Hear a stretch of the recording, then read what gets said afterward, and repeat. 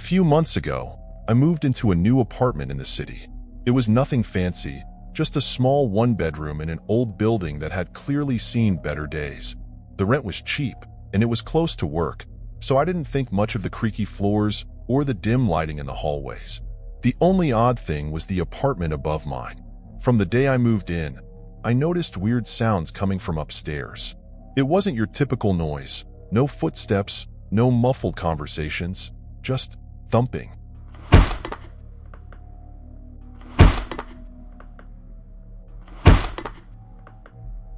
Like someone was dropping something heavy on the floor, over and over. It would happen at random times, even in the middle of the night. At first, I brushed it off, assuming it was just an inconsiderate neighbor.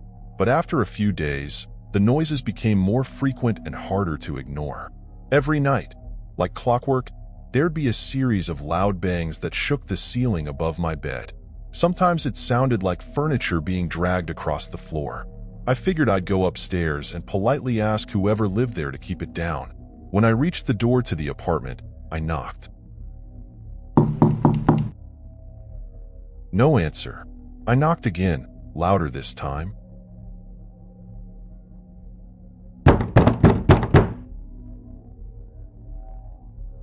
Still nothing.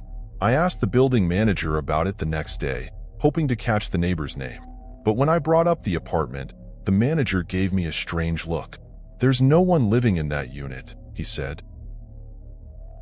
"It's been vacant for months." That made no sense. I'd heard the noises.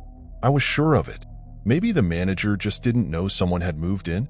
I was about to press further when he cut me off, his voice dropping to a whisper. "That place has been empty since the last tenant, since they died." My heart sank. I asked him what had happened, and he reluctantly told me the story. The tenant had been an older man who'd lived alone for years. One night, the neighbors complained of a terrible smell coming from his apartment. When the police entered, they found him dead in his bedroom. The weird part was, his body was surrounded by heavy furniture, all of which had been moved to form a sort of barricade around him. It was as if he'd been trying to keep something out. After hearing that, I couldn't shake the feeling that something was off about the apartment above me. That night, the noises started again.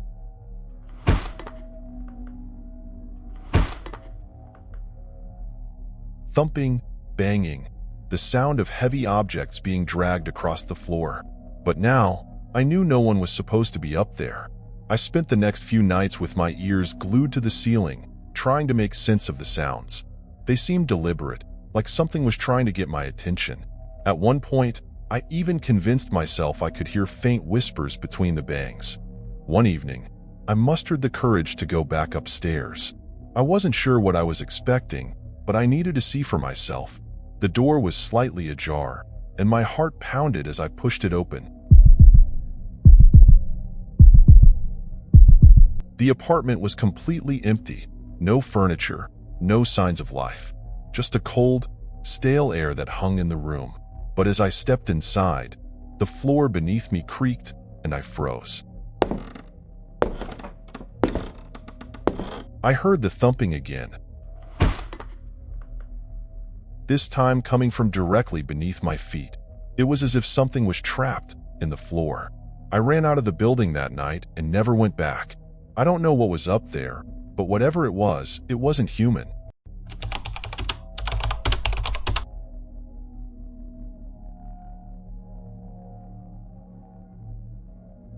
A few years ago, I was living in a small city and had to commute daily to my job on the outskirts. I didn't own a car, so I relied on public transportation to get around. My usual bus route was pretty straightforward, but the bus I took was always packed during the day. After a few months of cramming into crowded buses, I decided to start taking the late night one after my shift ended at 11 p.m. It was quieter, less crowded, and, frankly, more relaxing. One night, after a particularly long shift, I found myself waiting at the bus stop around midnight. The street was practically deserted, except for the occasional car speeding by in the distance. The city had an eerie calm at that hour, the kind where even the slightest noise seemed unnerving. The bus arrived on time, but as I boarded, I noticed something strange. There was no one else on it. Not a single passenger. The bus driver gave me a quick nod as I dropped my fare into the machine, but he didn't say a word. He had this tired, almost drained look on his face, like he hadn't slept in days. I found a seat near the middle and settled in, happy to finally be alone. But as the bus began moving, something felt off. The usual hum of the engine and the jostling of the bus on the road were there, but there was this weird feeling in the air, like I wasn't really alone. I glanced around, just to be sure, and noticed something in the back row. At first, I thought my eyes were playing tricks on me, but there was definitely someone sitting there. A figure, hunched over, dressed in dark clothes.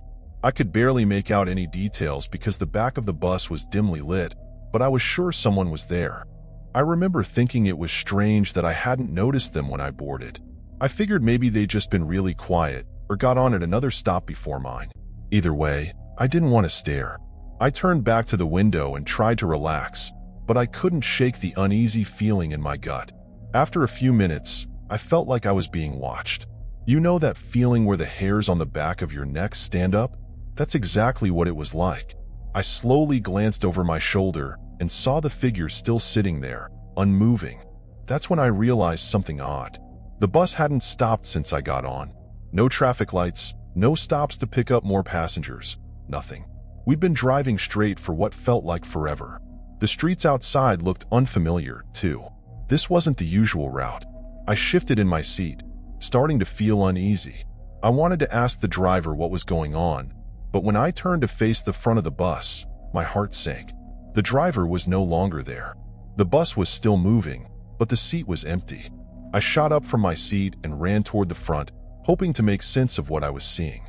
There was no one behind the wheel, but the bus kept going, turning down unfamiliar streets as if it had a mind of its own. Panic set in. I looked back at the figure in the rear seat, but they were gone. The back row was completely empty now. My heart pounded in my chest as I turned around, scanning the bus, but there was no sign of anyone. It was just me and the moving bus. I pulled out my phone, desperate to call someone, anyone, but there was no signal. The bus seemed to be heading deeper into some unknown part of the city, places I'd never seen before. The buildings outside looked abandoned, their windows dark and empty, like a forgotten part of town. Suddenly, the bus jerked to a stop.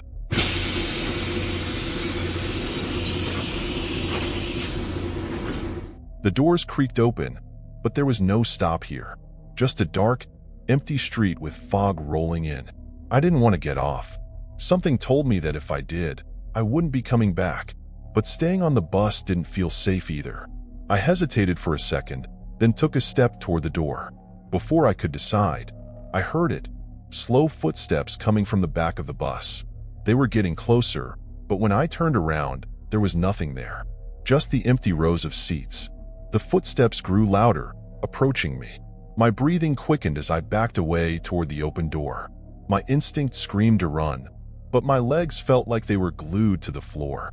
And then, from the corner of my eye, I saw it. The shadow of a figure creeping toward me, almost like it was melting out of the darkness. I thank you for listening to the story this far. I'm glad to have you.